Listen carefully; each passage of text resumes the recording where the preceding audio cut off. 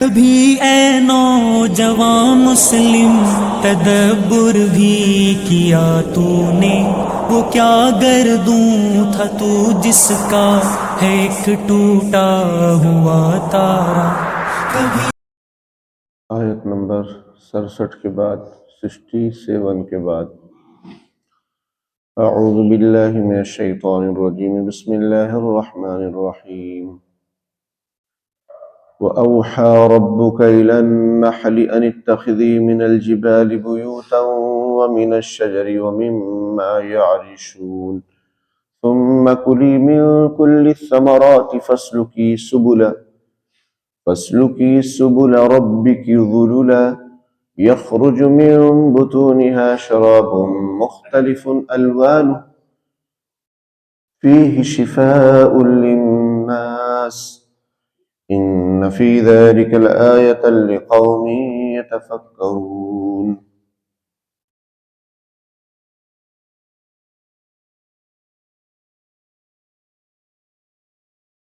وَأَوْحَى رَبُّكَ إِلَى النَّحْلِ أَنِ اتَّخِذِي مِنَ الْجِبَالِ بُيُوتًا، اور آپ کے رب نے شہد کی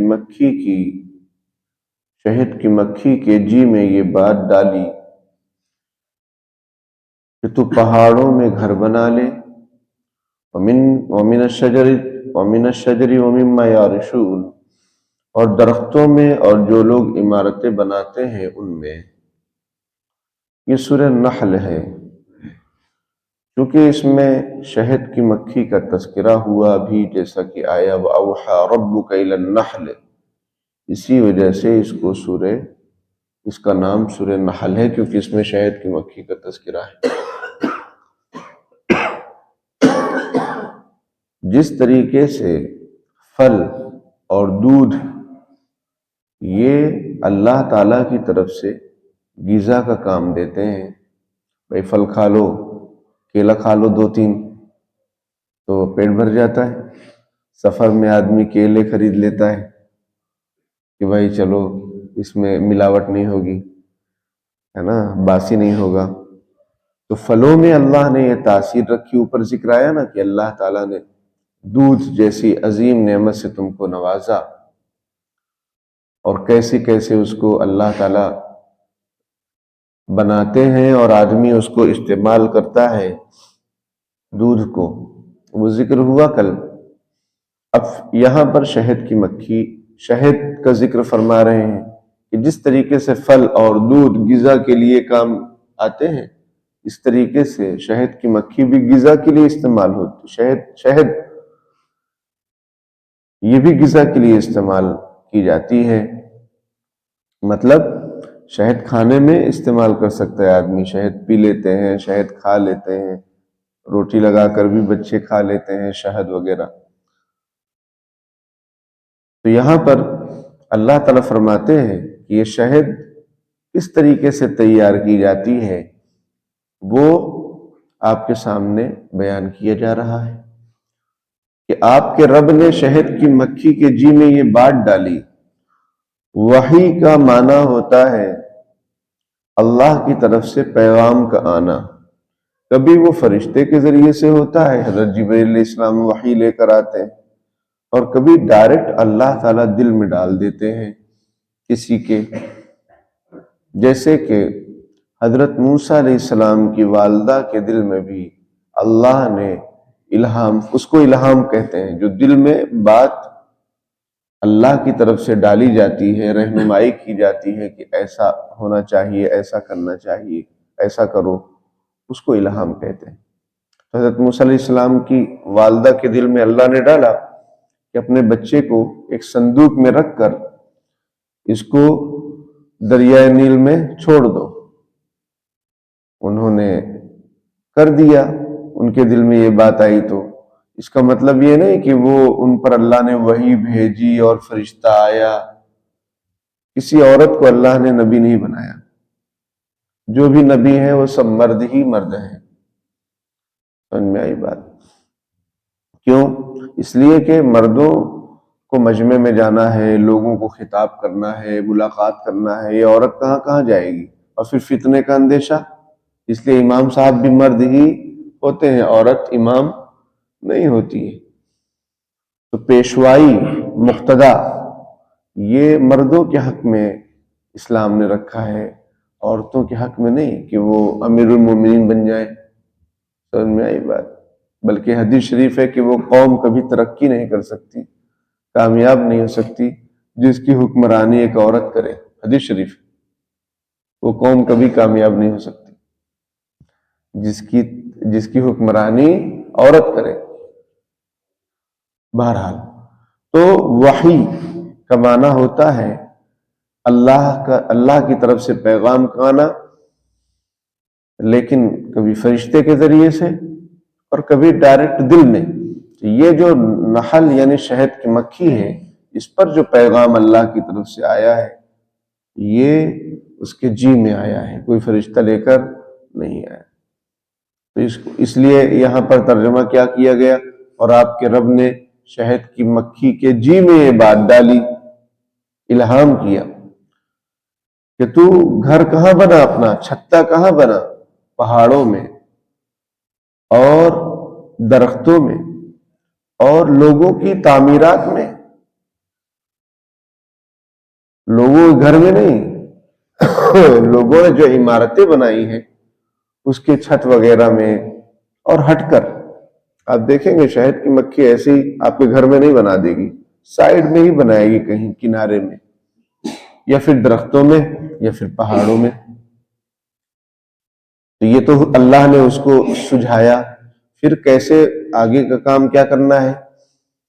ثم کلی من کل الثمرات فاسلکی سبل ربک ذللا، پھر ہر قسم کے پھلوں سے چوستی پھر اپنے رب کے راستوں میں چل جو آسان ہے۔ پھر اللہ نے فرمایا کہ ہر طرح کے پھلدار درخت، پھل، اور اسی طریقے سے ہر طرح کے پھول سے رسوں کو کشید کرو، اس کو چوسو، اور اپنے رب کے راستوں میں چلو۔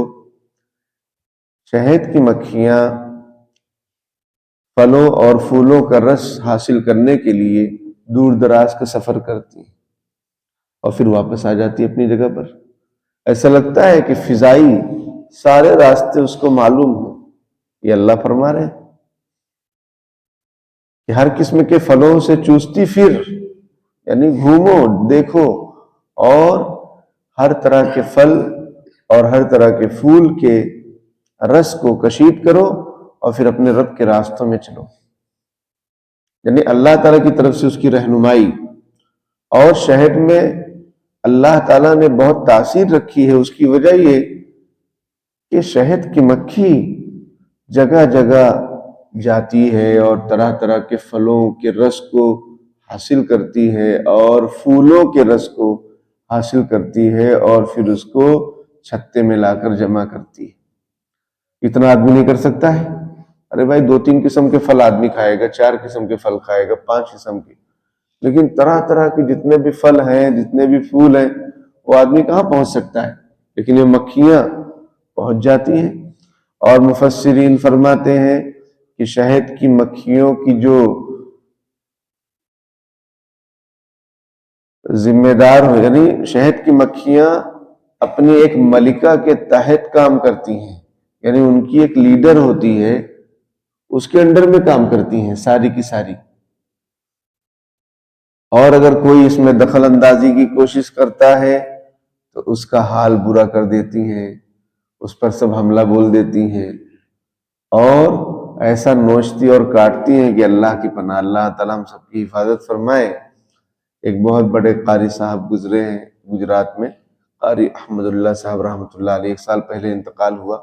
بہت بڑے قاری صاحب، بہت 50 سال انہوں نے تجوید کی خدمت کی۔ گجرات جو آج بہت مشہور ہے تجوید کے سلسلے میں، تو حضرت کی بڑی قربانیاں ہیں۔ تو وہ ایک مرتبہ اپنے گھر سے نکلے، اب وہیں کہیں چھتا تھا، ان کے اوپر ٹوٹ پڑا۔ اب ٹوٹ پڑا تو سمجھو کہ کان میں گھس گئیں، داڑھی میں گھس گئیں، ان کی گھنی داڑھی ماشاءاللہ، تو بہت تکلیف، داڑھی وغیرہ سب کاٹنی پڑی، اور انجیکشن وغیرہ جب لگ رہے تھے تو کان سے نکل رہی تھیں، سمجھ میں آئی بات؟ مکھیاں اس طریقے سے بہت ان پر حملہ ہوا، تو اللہ تعالیٰ کی پناہ مانگنی چاہیے، حفاظت مانگنی چاہیے، اور انگلی نہیں کرنا چاہیے۔ یہ انگلی کرنے والوں کے لیے سبق ہے، جو لوگ ادھر ادھر انگلی کرتے رہتے ہیں تو ان کا انجام برا ہوتا ہے۔ جیسے شہد کی مکھی میں کوئی انگلی کر دے تو پھر کیا ہوگا؟ وہ حملہ بولتی ہیں۔ اس طریقے سے جو اس طرح کے کاموں میں لگے رہتے ہیں تو ان کا انجام برا ہی ہوتا ہے۔ تو ہر قسم کے پھل سے رس چوسنا، اور ان کی جو ڈیزائن ہوتی ہے، شہد کا جو چھتا ہوتا ہے، وہ انجینئر فیل ہے، اتنی بہترین ڈیزائن وہ بناتی ہیں اور اس انداز سے اپنے گھر کو بناتی ہیں۔ اس لیے اللہ پاک نے ان کے گھر کا تذکرہ کیا،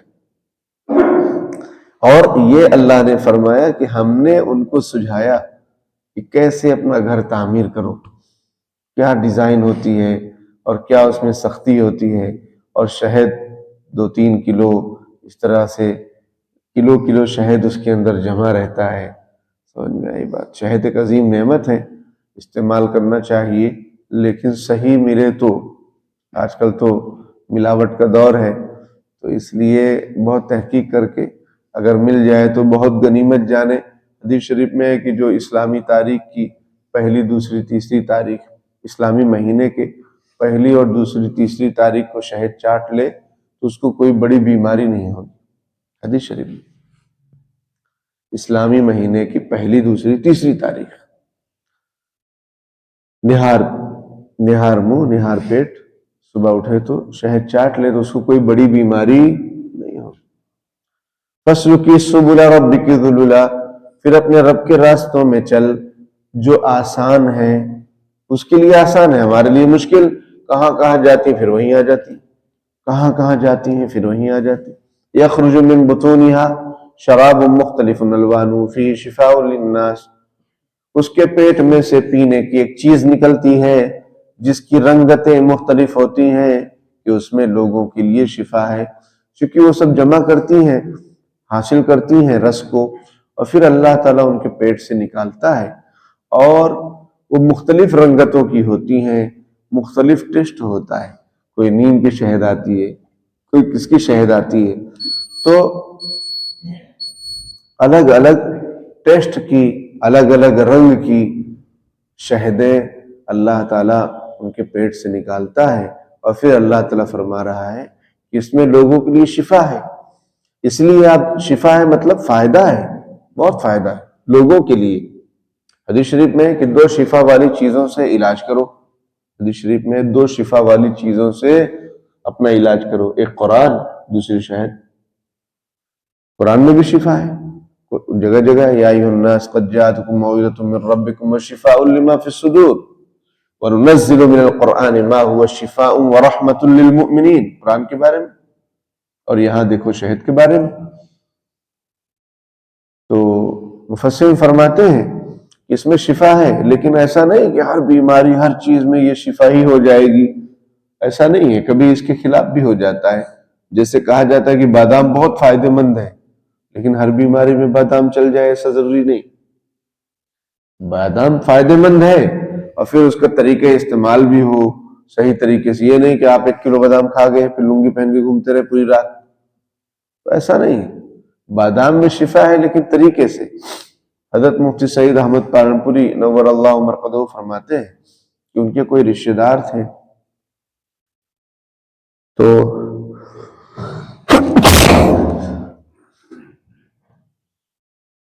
ان کو اوریجنل شہد حاصل ہو گیا کہیں سے، 1 کلو 2 کلو، انہوں نے اس کو کھانا شروع کر دیا۔ 1-2 دن میں 3 دن میں انہوں نے 1 کلو 2 کلو شہد کھا گئے۔ اب ان کا پیٹ چلنے لگا، دست شروع ہو گئے، تو انہوں نے حضرت مفتی سعید صاحب سے کہا کہ بھائی یہ تو قرآن میں شفا ہے اور میں نے استعمال کیا تو میرا پیٹ خراب ہو گیا۔ حضرت نے فرمایا قرآن میں ہے شفاء للناس، شفاء للبھینس نہیں ہے۔ تم جو کھائے یعنی 2 کلو شہد 3 دن میں ختم کر دیے، یہ تو بھینس کی طرح ہو گیا، تو لوگوں کے لیے شفا ہے، بھینس کے لیے تھوڑی شفا ہے۔ تو حساب سے کھانا چاہیے، یہ نہیں کہ خوب مل گیا۔ اب سمجھ میں آئی بات؟ جیسے کہتے ہیں کہ نابینا خاتون کے ہاں بچہ پیدا ہوا، چوم چوم کے مار ڈالا اس کو، سمجھ میں آئی بات، اب لگ گیا ہاتھ میں. تو ایسا نہیں ہو، حساب سے استعمال کرنا چاہیے. اور پھر شہد ایک ایسی چیز ہے کہ اس کے اندر سڑن پیدا نہیں ہوتی. اس لیے آپ دیکھیں گے یونانی جو بھی دوائیں ہیں، ہمدرد کی جو بھی دوائیں ہیں، یونانی جو بھی دوائیں ہیں، اکثر میں شہد کا استعمال کیا جاتا ہے تاکہ وہ دوا لانگ لاسٹک رہے، لمبے ٹائم تک چلے اور وہ خراب نہ ہو. شہد کی یہ تاثیر ہے. تو شہد میں بہت فائدہ ہے. جیسا کہ میں نے بتایا کہ مہینے کی پہلی 3 تاریخ اسلامی، پہلی دوسری تیسری کو اگر نہار پیٹ نہار منہ اگر اس کا استعمال کرتے ہیں، اللہ تعالیٰ بڑی بیماریوں سے بچاتا ہے. بچوں کو بھی، جیسے چھوٹے بچے ہوتے ہیں دودھ دینا ہوتا ہے ان کو، تو شکر کے بجائے شہد ملا لیں تو فائدہ مند. شکر وغیرہ تو اس سے بچنا چاہیے. فائدہ اس میں بھی ہے لیکن نقصان بھی ہے، مٹھاس ہے اس میں لیکن نقصان ہے. ان فی ذلک لآیۃ لقوم یتفکرون، اس میں ان لوگوں کے لیے بڑی دلیل ہے جو سوچتے ہیں. تو سوچنا ایک نعمت ہے اور ایک ضروری چیز ہے. دیکھو اللہ فرما رہے کہ اس میں اس قوم کے لیے نشانی ہے جو سوچتے نہیں، غور و فکر نہیں کرتے، ان کے لیے کچھ بھی نہیں، کالا اچھر بھینس برابر. لیکن جو سوچتے ہیں اللہ تعالیٰ کی مخلوقات میں، وہ شہد کے چھتے کو دیکھیں، شہد کو دیکھیں، چھوٹی سی مکھی کو دیکھیں، اس کے کیا کارنامے ہیں، کتنے بڑے جو ہے کام وہ کر رہی ہے اور کیسے کر رہی ہے. کوئی تو ذات ہے جو اس کو سجھا رہی ہے. اور شہد میں شفا ہی شفا، کوئی زہریلا نہیں. اور پھر یہ شہد کی مکھی، یہ پھل فروٹ تو بہت ہیں، پھول بھی بہت سارے ہیں، بعض زہریلے بھی ہوتے ہیں، بعض نقصان دہ بھی ہوتے ہیں، لیکن یہ ہر پھل اور ہر پھول کا رس نہیں کشید کرتی، بلکہ جس میں فائدہ ہو، جو بہترین ہو، اسی کا پھل اور اسی رس کو یہ کشید کرتی ہے. یہ بھی اللہ کا ایک نظام ہے. ورنہ اگر وہ زہریلی چیزوں کو اگر حاصل کرے اور پھر اس کو نکالے تو بتائیے آدمی کو نقصان ہو جائے گا. لیکن اللہ پاک نے ان تمام جو ہے نقصانات سے محفوظ رکھا ہے. تو غور و فکر کرنا چاہیے کہ کیسی اللہ تعالیٰ کی کاریگری ہے، کیسی قدرت ہے کہ اللہ نے دودھ کیسے بنایا کہ آدمی اس کو پی لے، اس کی بھوک بھی ختم ہو جائے. پھل فروٹ کیسے اللہ نے نکالے ہیں، شہد کیسی اللہ نے بنائی ہے کہ اس میں شفا بھی ہے، وہ دوا بھی ہے، وہ غذا بھی ہے. تو یہ سب کیا ہے؟ یہ سب اللہ تعالیٰ کی نعمتیں ہیں. انسان کو چاہیے کہ ان نعمتوں کا استعمال کرے اور منعم حقیقی یعنی اپنے مالک اور خالق کا شکر ادا کرے. شکر ادا کرے کہ اللہ آپ کا شکر ہے کہ ایسی ایسی نعمتیں آپ نے کھلائی ہیں، پلائی ہیں. تو ان فی ذلک لآیۃ لقوم یتفکرون، اس میں ان لوگوں کے لیے بڑی دلیل ہے جو سوچتے ہیں، جو غور و فکر کرتے ہیں. تو سوچنا چاہیے کھاتے پیتے وقت کہ اللہ نے کیسے کیسے ہمارے لیے انتظام فرمائے ہیں اور ہم لوگ کتنی غفلت میں پڑے ہوئے ہیں. اللہ پاک عمل کی توفیق عطا فرمائے. آمین. وآخر دعوانا الحمدللہ رب العالمین.